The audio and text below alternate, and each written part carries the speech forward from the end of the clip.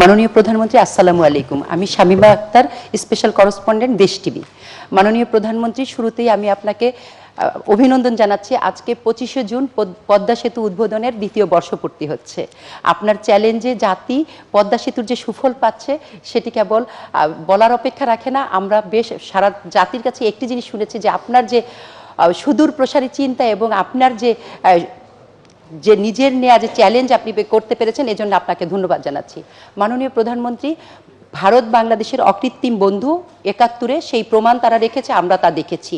বঙ্গবন্ধুর হাত ধরে যে স্বাধীনতা এসেছে, সেই স্বাধীনতায় ভারত আমাদের পাশে ছিল। আপনি গত 15 দিনে দুবার সফরে গিয়েছেন ভারতে। নরেন্দ্র মোদী তৃতীয়বার মেয়াদে ক্ষমতায় আসবেন বলে আপনাকে আমন্ত্রণ জানিয়েছিলেন শপথে। বোঝা যায় যে আমাদের বন্ধুত্ব অটুট আছে। এরপর আপনি গিয়েছেন এবং আমরা সবাই জানি বাংলাদেশের মানুষের রেল হচ্ছে আবেগের জায়গা। বাংলাদেশ স্বাধীনতার আগেও বিভিন্ন সীমান্ত দিয়ে রেল যোগাযোগ ছিল। আবারও রেলের একটি চুক্তি হয়েছে এবং এই নিয়ে সোশ্যাল মিডিয়ায় ব্যাপকভাবে সমালোচনা হচ্ছে।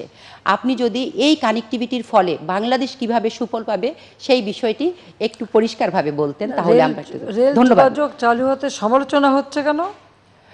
সোশ্যাল মিডিয়ায় মানুষ সমালোচনা করছে যে এই করিডোরের কথা বলছে এবং সবসময় বলে যে ভারতকে বাংলাদেশ বিক্রি করার একটি ষড়যন্ত্র চলে। এই দেশের মানুষের যারা সবসময় অপপ্রচার চালায় তাদের একটি মুখরোচক গল্প, সেই গল্পের আমরা পরিষ্কারভাবে। আমার একটা প্রশ্ন আছে যে বিক্রিটা তাহলে ওজনটা কিসে মাপছে? কোনো কিছু বিক্রি হলে যেটা ওজন মাপা হয় না। এখন তো অবশ্যই ইলেকট্রনিক মেশিন আছে, আগে তো দাড়ি পাল্লায় হতো। তো কিসে মেপে বিক্রি হচ্ছে আর বিক্রিটা হয় কিভাবে? বাংলাদেশ স্বাধীন দেশ, মুক্তিযুদ্ধ করে আমরা স্বাধীনতা অর্জন করেছি এবং যারা সমালোচনা করে তাদের জানা উচিত সারা পৃথিবীতে একটি মাত্র মিত্র শক্তি যারা মুক্তিযুদ্ধের সময় আমাদের মুক্তিযোদ্ধাদের সাথে কাঁধে কাঁধ মিলিয়ে নিজেদের রক্ত ঢেলে দিয়ে এই দেশ স্বাধীন করে দিয়েছে। আমাদের সমস্ত মুক্তিযোদ্ধারা সেখানে ট্রেনিং পেয়েছে।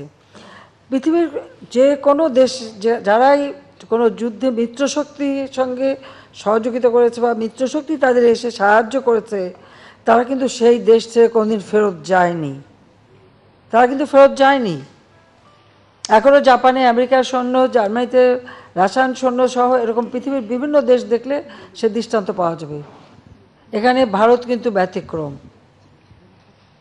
তারা মিত্রশক্তি হিসেবে আমাদের পাশে থেকে যুদ্ধ করে এসেছে, কিন্তু যখনই জাতিপিতা বঙ্গবন্ধু শেখ মুজিব চেয়েছেন যে তারা দেশে ফিরে যাক, ভারতের তদানীন্তন প্রধানমন্ত্রী শ্রীমতী ইন্দিরা গান্ধী সঙ্গে সঙ্গে সেটা রাজি হয়েছেন এবং তাদেরকে ফেরত নিয়ে গেছেন।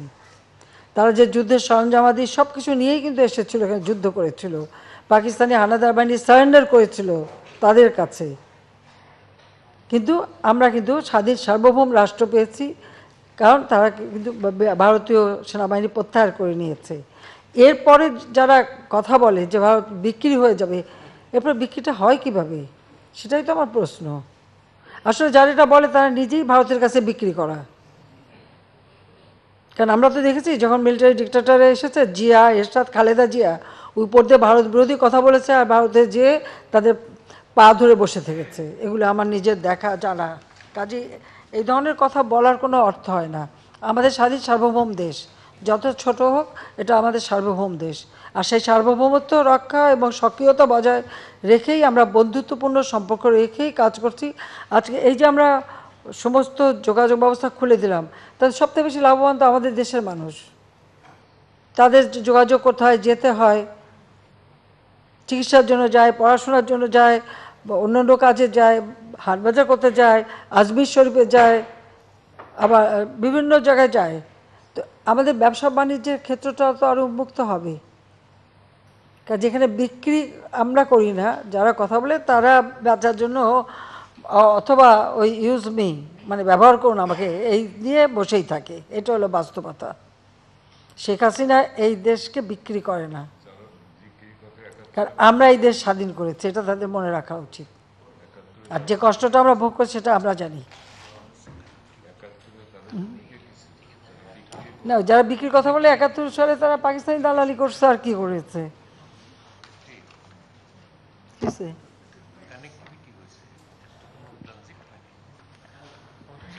না না, একটা দেশের মধ্যে হঠাৎ ট্রানজিট দিলেই বা ক্ষতিটা কি? আর রেল যেগুলি বন্ধ ছিল আমরা সেগুলি আস্তে আস্তে খুলে দিচ্ছি, তাতে আমাদের ব্যবসা বাণিজ্যে সহজ হচ্ছে, আমাদের ওই অঞ্চলের মানুষগুলি উপকৃত হচ্ছে, তাদের উৎপাদিত পণ্য বাজারজাত করার সুযোগ হচ্ছে, বা যে সমস্ত জিনিস আমাদের দেশে আনা সেগুলি আনার সুযোগ হচ্ছে। অর্থনীতিতে এটা বিরাট অবদান রেখে যাচ্ছে। আমরা বাংলাদেশে কি চারিদিকে দরজা বন্ধ করে বসে থাকবো? সেটা হয় না, কোনো দেশ পৃথিবীতে থাকে না।